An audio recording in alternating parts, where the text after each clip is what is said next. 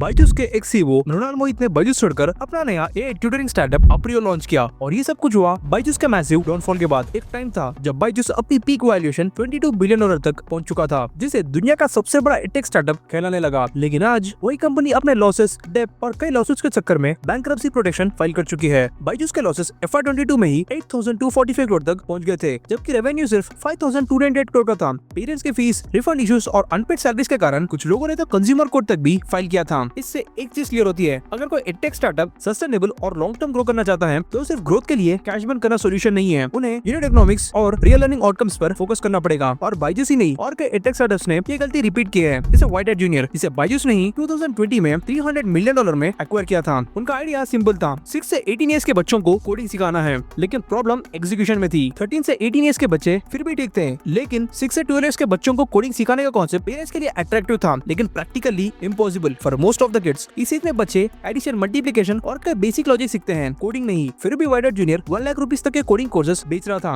And इसमें भी एक बहुत बड़ी प्रॉब्लम थी, और वो प्रॉब्लम थी टीचर्स की। कई रिपोर्ट्स के मुताबिक टीचर्स को खुद बेसिक कोडिंग नॉलेज नहीं थी। Excuse me ma'am. हाँ बताइए। जावास्क्रिप्ट और जावा में डिफरेंस क्या होता है? Okay Gunjan, so is this your first trial class? Yes ma'am. I don't think so. सवाल पूछ रहे हो इसलिए। इसका रिजल्ट ये हुआ कि कंपनी के खिलाफ 2021-22 में फर्स्ट एडवर्टाइजिंग अनरियलिस्टिक प्रॉमिसेस के मल्टीपल एलिगेशंस लगाए गए थे, और फाइनली 2023 में बायजूस ने लॉसेस के चलते इसे अपने मेन बिजनेस में इंटीग्रेट कर लिया था। अब सवाल ये है, इस कोलैप्स के बाद भी क्या इंडियन एडटेक इंडस्ट्री में अभी भी स्कोप है? और मोहित का नया एआई स्टार्टअप अप्रियो क्या अलग कर रहा है? क्या ये फिर से इनके पुराने गलतियां रिपीट करेगा या फिर कुछ नया? और कैसे ये एआई ट्यूटरिंग मॉडल के थ्रू नए स्टूडेंट्स को ऑनबोर्ड कर रहे हैं? आज हम सीखेंगे अप्रियो का बिजनेस मॉडल, उनका यूनिक एआई लर्निंग मॉडल, और डिस्कस करेंगे कुछ ऐसे लेसन्स जो आप आपके बिजनेस में अप्लाई कर सकते हो। अप्रियो की शुरुआत होती है अक्टूबर 2025 में, जब बायजूस के एक्स सीईओ मृणाल मोहित ने इंडियन एजुकेशन सिस्टम में एक बहुत बड़ी प्रॉब्लम नोटिस की। प्रॉब्लम सिंपल थी, स्टूडेंट्स क्लासरूम में लेक्चर्स तो सुन रहे थे, लेकिन इन्हें कुछ समझ नहीं आ रहा था। और ये इनकी गलती भी नहीं थी, गलती सिस्टम की थी। इंडिया के ज्यादातर कॉलेजेस आज भी पैसिव लर्निंग मॉडल फॉलो करते हैं, जिसमें प्रोफेसर बोलते हैं और स्टूडेंट्स सिर्फ सुनते हैं। पीटसन सर्वे के मुताबिक सिर्फ 55% इंडियन स्टूडेंट्स एक्टिवली लर्निंग में एंगेज होते हैं, बाकी सब सुन के सिर्फ निकल जाते हैं। जब ह्यूमन ब्रेन एक बार में बहुत ज्यादा इन्फॉर्मेशन ऑब्जर्व करता है तो एक पॉइंट के बाद कॉग्निटिव ओवरलोड होता है, और स्टूडेंट्स को लगता है कि उन्होंने सब कुछ सीख लिया, लेकिन कुछ दिनों के बाद उन्हें वही टॉपिक नया लगता है। ऊपर से कई टीचर्स का फोकस सिर्फ टॉपर्स पे होता है, और बेचारा ये इंट्रोवर्ट स्टूडेंट कॉर्नर में छुपा रहता है। उसके दिमाग में हजारों डाउट्स छुपे रहते हैं, लेकिन फियर ऑफ जजमेंट की वजह से ये कुछ पूछ नहीं पाते, और यही साइलेंट कंफ्यूजन बाद में लो कॉन्फिडेंस और पुअर अंडरस्टैंडिंग में बदल जाती है। और इंडियन एजुकेशन सिस्टम भी कुछ ऐसा ही है, जहाँ कॉम्प्रहेंशन से ज्यादा इंपॉर्टेंस नोट्स और मार्क्स को मिलते हैं। इसी से लर्निंग गैप बढ़ता जा रहा है, और स्टडीज के हिसाब से 3 out of 4 Indian students education pressure में मेंटल स्ट्रेस और एंग्जाइटी से सफर कर रहे हैं।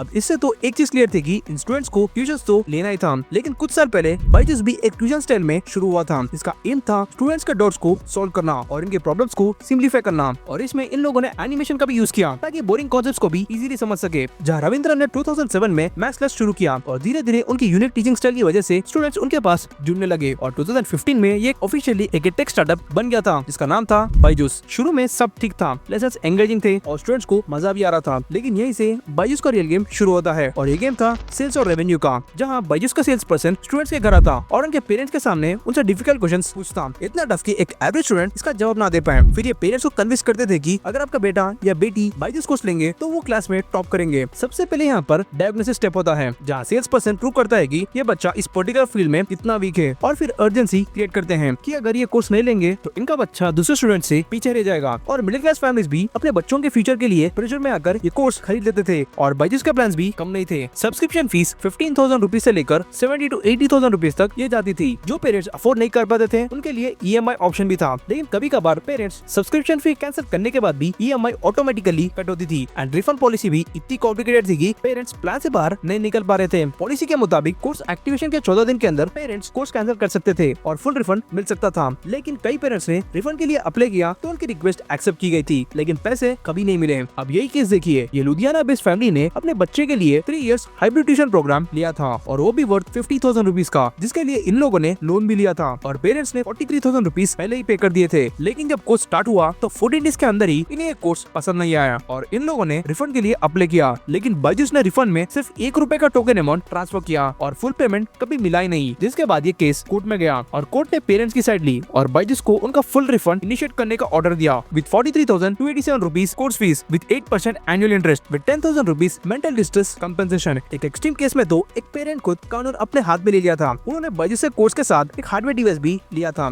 लेकिन जब उन्होंने रिटर्न रिक्वेस्ट की तो बायजूस की तरफ से कोई रिस्पॉन्स नहीं मिला। इसके बदले इन्होंने बायजूस के ऑफिस जाकर उनकी टीवी उठा कर लिया और कहा जब रिफंड मिलेगा तभी टीवी वापस करेंगे। और रेडिट पर एक यूजर ने अपनी सैड स्टोरी शेयर की है। उन्होंने यूपीएससी के लिए बायजूस का कोर्स लिया था और वो भी वर्थ 85,000 रुपीज, लेकिन बाद में पता चला कि वही सारा पेड कंटेंट यूट्यूब पर ऑलरेडी फ्री में अवेलेबल है। आई रिपीट, फ्री में अवेलेबल है, जिसमें बायजूस ने कुछ चीपर बुक्स के फ्रंट एंड बैक पेज पर अपनी ब्रांडिंग लगा दी और साथ ही उसके साथ 15,000 रुपीज का सैमसंग टैबलेट कोर्स में जोड़ दिया और बना दिया 85,000 रुपीज का course. This is purely money making game. Imagine करो, इतने पैसे देकर कोई कोर्स खरीदता है और बाद में रियलाइज करता है कि कंटेंट तो ऑलरेडी फ्री में अवेलेबल है। पेरेंट्स और स्टूडेंट्स का फ्रस्ट्रेशन समझ सकते हो क्या लेवल पे गया होगा। एंड इसी के साथ Byju's celebrity endorsement, sponsorships, brand acquisition, rapidly expansion में पैसे हद से ज्यादा खर्च करने लगा। इसे लगा कि सब लोग इससे जुड़ने लगेंगे, लेकिन जब लॉकडाउन खत्म हुआ तो बायजूस का गेम उल्टा ही पड़ गया और थाउजेंड्स ऑफ क्रोर्स के डेप्थ में ये चला गया। दोस्तों, अगर आपको वीडियो इन्फॉर्मेटिव लग रही है तो इसे लाइक करें और हाइप बटन पे जरूर क्लिक कीजिए। आपको ये एक लाइक हमें बहुत ज्यादा मोटिवेट करता है। लेकिन अब अप्रियो बायजूस से अलग क्या कर रहा है जिससे ये बायजूस से भी बड़ा ब्रांड बन सकता है। मोहित ने बायजूस में 2008 से काम किया था, मतलब इनके पास ऑलरेडी एडटेक इंडस्ट्री में 17+ इयर्स का एक्सपीरियंस था। इन्होंने बायजूस के सारे मिस्टेक्स को ऑब्जर्व किए और अप्रियो का बिजनेस मॉडल डिजाइन किया, जिसमें अप्रियो मेनली ये 2 स्ट्रेटेजीज पे फोकस करता है, जिसमें पहला है स्मॉल बैच। अप्रियो स्टूडेंट्स के स्मॉल बैचेस बना रहा है, जहाँ पर एक बैच में मैक्सिमम 6 स्टूडेंट्स ही होंगे एंड ये सारे स्टूडेंट्स एक स्कूल के एक ही ग्रेड के होंगे। और जब बैच छोटा होगा तो टीचर हर स्टूडेंट पर कॉन्सेंट्रेट कर सकते हैं और साथ ही इनके हार्ड को क्लियर भी कर सकते हैं। दोस्तों, अप्रियो की एक और इंटरेस्टिंग बात यह है कि टीचर्स वही पढ़ाएंगे जो इनके स्कूल में चल रहा है। जैसे हम ट्रेडिशनल ट्यूशन सेंटर्स में देखते हैं कि स्कूल की साइंस टीचर एक लेसन पढ़ा रही है, लेकिन ट्यूशन सेंटर में लेक्चरर्स कुछ और ही टॉपिक पढ़ाते हैं और यहाँ अलग अलग ग्रेड्स के बच्चे एक ही साथ पढ़ते हैं, जिससे एक एवरेज स्टूडेंट को बहुत ज्यादा कंफ्यूजन होती है। इस सब कंफ्यूजन दूर करने के लिए अप्रियो डायरेक्टली स्कूल के साथ ही टाइप करता है और स्कूल का सिलेबस, टेक्स्ट बुक्स और टाइम टेबल को फॉलो करता है। मतलब जो आप स्कूल में सीख रहे हो वही यहाँ मिलेगा with extra clarity and revision. और एग्जाम की प्रिपरेशन भी बिल्कुल एक्यूरेट होती है और यहाँ पर स्टूडेंट्स पर पढ़ाई का प्रेशर भी नहीं, बस एक दिन में एक क्लास और वो भी 1 घंटे की। मुझे पर्सनली लगता है कि 5th to 9th standard students के लिए ये मोर देन एनफ है, क्योंकि स्कूल और पढ़ाई से हटकर भी कुछ फिजिकल एक्सेस की जरूरत होती है। एंड इनकी सेकंड स्ट्रेटेजी है नो फेक प्रॉमिस, जहाँ पर ये पेरेंट्स से ह्यूज फीस, एक्सपेंसिव डिवाइसेस कुछ डिमांड नहीं करेंगे। इनके सर्विसेज मंथली बेसिस पर होंगे और साथ ही पेरेंट्स को अपने बच्चों के AI पावर्ड प्रोग्रेस देखने को मिलेगा, जिसमें पेरेंट्स कॉन्फिडेंटली बच्चों का प्रोग्रेस ट्रैक कर सकते हैं, जिसमें अगर इन्हें वर्थ इट दिख रहा है तब ये कंटिन्यू कर सकते हैं। एंड अप्रियो रैपिड एक्सपेंशन के बदले स्लोली ग्रो कर रहा है, जिसमें ये अभी तक दिल्ली और कर्नाटका में अवेलेबल है और ये अब तक 57 स्कूल के साथ एसोसिएट हो चुका है। इनका प्लान है कि ये 100 स्कूल्स के साथ जुड़े। अब देखते हैं कि क्या अप्रियो सच में स्टूडेंट्स की प्रॉब्लम सॉल्व करता है या नहीं। दोस्तों, आपको अप्रियो का बिजनेस मॉडल कैसा लगा कमेंट्स में जरूर बताइए। That's it for today. मिलते हैं अगले बिजनेस केस स्टडी के साथ।